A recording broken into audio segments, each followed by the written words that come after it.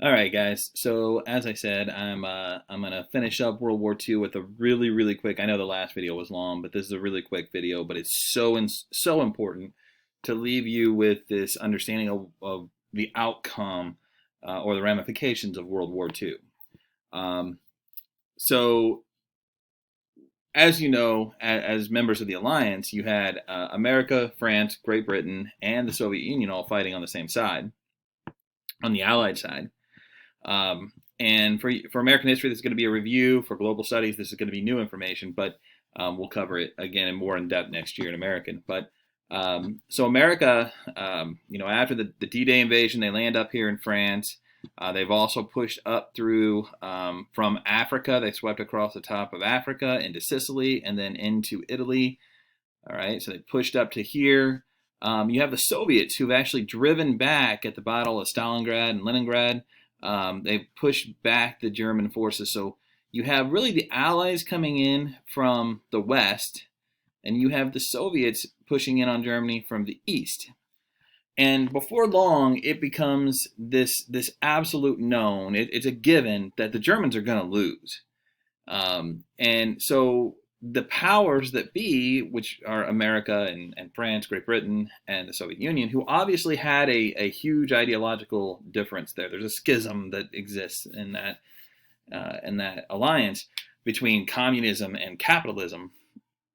And so they're no longer thinking about defeating Germany. That's going to happen. Now they're playing chess. They're thinking about the next step and the step after that. And so it becomes a race. The Soviets realize every country they quote unquote liberate from the Germans on the way to Berlin, they get to control.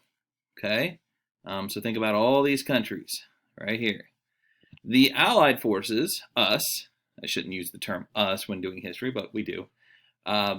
They realize that all these countries that we liberate on the way to Berlin, they get to control. And so the Allies are like, we're going to make these capitalist, democratic countries that are similar to our makeup. And the Soviets are doing the same. We're going to make these communistic countries similar to our makeup, and they'll be our allies. And so in doing so, it's this race. It's this race to liberate as much territory as possible so that after the war, you control and influence those territories. And so that's what's going on here. That's what happens towards the end of the war. The Soviets actually get to Berlin first. They storm the city of Berlin. That's when Adolf Hitler and Eva Braun, they have a secret wedding in his bunker.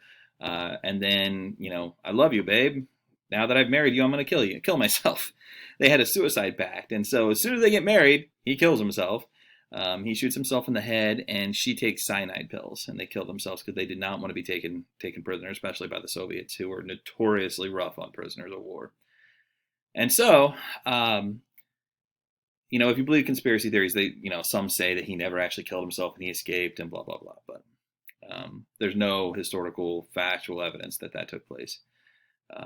Just it's a fun story to explore. So, regardless, Germans are defeated. Europe is quote unquote liberated. And now you have this rivalry is able to play out between the Soviets and the Allied countries. Germany will be split into 4 sections, with France, Great Britain, the United States taking 3 of them, and the Soviets taking 1. They also split the city of Berlin into 4 sections, with the same countries controlling those as well. And you get East Germany and West Germany. So the Allies, they quickly unite theirs. They say we don't need to each control one. We'll just make it West Germany, and it'll be democratic and capitalistic. And then in East Germany, it's going to be communistic and basically a puppet state of the Soviets. Okay, so then with the dividing of Germany into those 4 sections, which ultimately end up being 2, you have the creation of the Berlin Wall and this rivalry. And really in Germany, post-World War II Germany, that is where the rivalry between the Soviets and, for lack of a better way of putting it, the United States, even though it's all the Allies, will play out for the next couple decades, 3 decades really. all the way up into the 70s, and then the 80s when the Berlin Wall will come down. And so, really, to summarize what's going on here, the Cold War, we call it the Cold War because it was this really frosty, cold relationship between East and West, between the Soviets and all the Eastern Bloc countries, which are Hungary, Romania, Croatia, all these countries down in here that they put up as puppet states. And really, they see this as a buffer zone, that if anyone tries to attack the Soviet Union, we've got all these little countries here that are going to absorb the blunt of that attack. And so that sometimes it's called the Iron Curtain. So it's this Iron Curtain that the Soviets were safe behind. So it's going to be this rivalry between East, which is over here, and West over here. Western Europe will be very capitalistic, it'll profit, it'll do really well. Eastern Europe, not so much. They're not really after economic prosperity so much as what they consider to be equality and egalitarianism. So, which are things that communists hold dear. So, what you get out of the Cold War, you get the Korean War. That was over. Is Korea going to be communist or capitalist? You get the Vietnam War. Vietnam voted they wanted to go communist, and Ho Chi Minh came out of China, swept down and was leading a communistic takeover, and the U.S. couldn't abide by another country going communistic, and so the French first, and then we went in and helped the French, and ended up being our war somehow. That's the Vietnam War, and numerous other small skirmishes that took place in these we call them proxy wars, where the rivalry between ultimately the Soviet Union and the United States played out in these other third world countries as they fought over really an ideology difference. Are we going to be capitalistic or are we going to be communistic?